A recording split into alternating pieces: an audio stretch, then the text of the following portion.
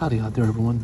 Today we're going to look at the new Scream Factory 4K Blu-ray release of Return of the Living Dead, a classic 1985 punk rock zombie film that really defied expectations. I remember seeing this in theaters and being sufficiently entertained. It was a movie that had no business working as well and being as good as it was.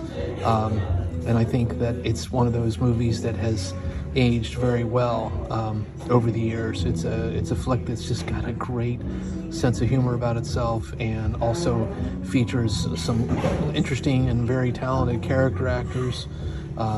Clu Gallagher being one of them, and I believe the other gentleman's name is I think James Karen, who was in Poltergeist. He was also in Mulholland Drive.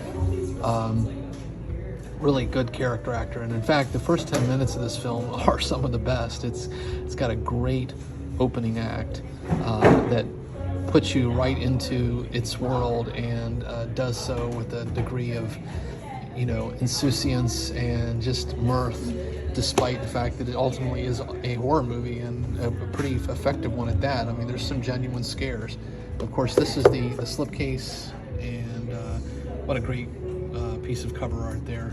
I think that was the original poster.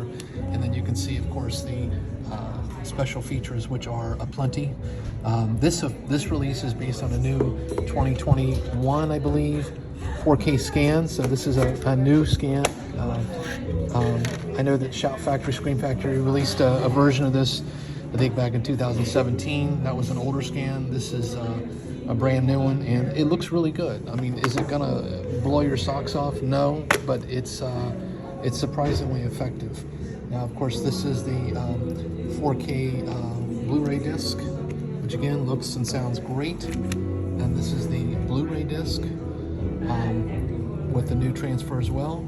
And then this is the special feature disc with just hours and hours of bonus content that are really quite good, including a feature-length documentary on the film that I believe was, all of these features are features that were in the 2017 release, but it's just, I don't see how you could really want any more in terms of backstory behind the film. It really delves into pretty much every aspect of the production, and thankfully it also got a really interesting interview with Dan O'Bannon,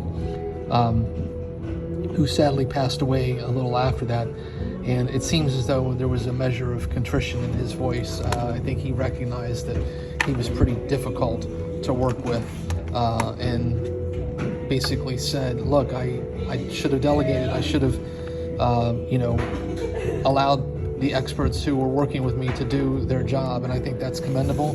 But, you know, at the same time, I think it's also recognizable that part of the reason this movie succeeded so well is because I think his passion for the project, while difficult to work with, made the movie really pretty effective, especially for its low-budget trappings. I mean, this is really not a movie that should have been even remotely more effective than just a B-grade flick, but it actually manages to thrill in a manner that is absolutely on par with some of the best from the 1980s horror genre.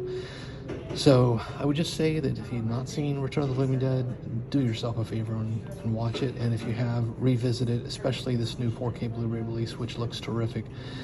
The other thing I wanted to mention is that although the movie was ostensibly set in Louisville, Kentucky, it was filmed in Los Angeles in 1984. It's got a great soundtrack with some fantastic artists, and it really captures the sort of LA punk scene in the early to mid 80s.